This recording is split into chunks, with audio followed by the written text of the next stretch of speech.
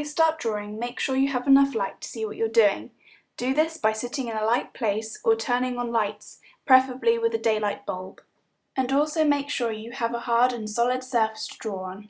To draw, you will need some pencils, a sharpener, an eraser, a ruler, some tortillons, and some paper.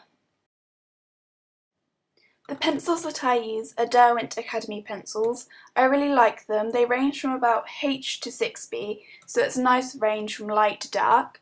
They come in a tin box, which I just keep them in there because they're actually really great for storage in there.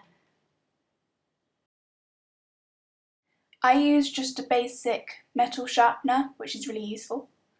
I use a rectangular rubber. I won't even attempt to pronounce the name, but it comes out of its little sleeve, which is nice. I use my old 15cm ruler, which does the job. You can get these quite cheap. These are my tortillon blending stumps, which I obviously use for blending. They come in different sizes and they're really good quality. I got mine online for about £4.99 and I got a pack of 10, so they're really cheap if you just look around, and they're really great. I really like them. I use A3 Bristol board airbrush paper. It's extra smooth. I actually only got this pad recently. It consists of about 20 sheets. It's really great for money. If you search around, you can get it quite cheap, but it's really great. I don't know if any of you noticed a difference in my videos and the quality or anything, but I certainly have, and it's really great to work with. Anyway, on with the tutorial. Angelina Jolie has ever so kindly offered to be my model today. Also, because she has quite a symmetrical face, it'd be easier to show the proportions and how to draw an outline of a portrait for beginners. So, here we go. First of all, get your ruler, place it on the picture, and then measure the proportions of the eyes. Basically, the eyes are the key point of a portrait. If you get the eyes right, the rest of the portrait looks more realistic. Now, I'm drawing this portrait to scale, so this is an A4 sheet of paper, so I will be drawing the portrait of Angelina Jolie as A4 as well. But you can also mess around with the scale by changing the measurements, either timesing it twice as big or twice as small.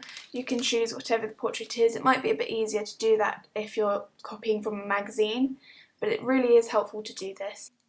To do the outline of the face, I'm using a 3B pencil. This is quite darker. Usually I would use an F pencil because it shows up quite light on the paper, so if you need to rub anything out, it won't show up. But I'm only using the start pencil to give you an idea of what it will look like on the paper. Now, as you can see, I'm drawing the points of the edges of the eyes of Angelina Jolie's eyes on the paper by measuring them with my ruler. This is because it will be the same scale as the A4 piece of paper, and also this way the proportions are more realistic. A lot of people try to draw freehand first go and then wonder why it doesn't look so great. I think you have to have a lot of practice to be able to draw freehand. Before I started drawing freehand, I used this method a lot, so it's really great for beginners and it's really helpful.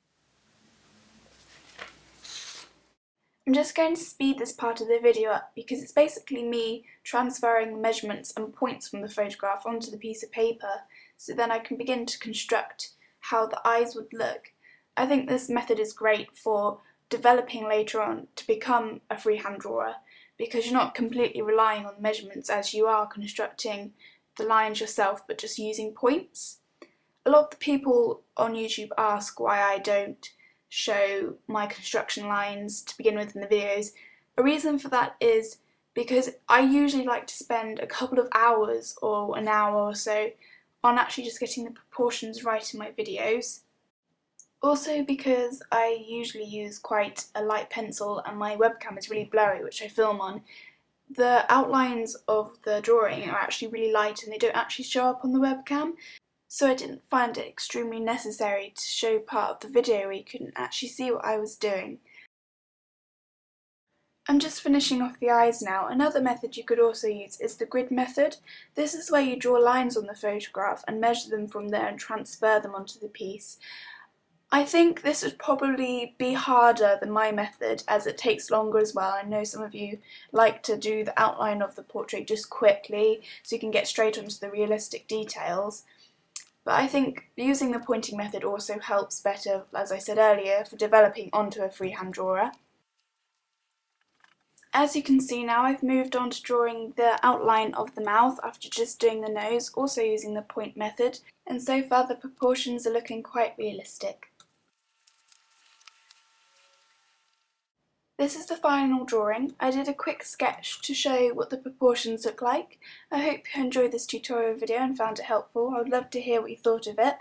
Please let me know if you have a request and I'll see what I can do.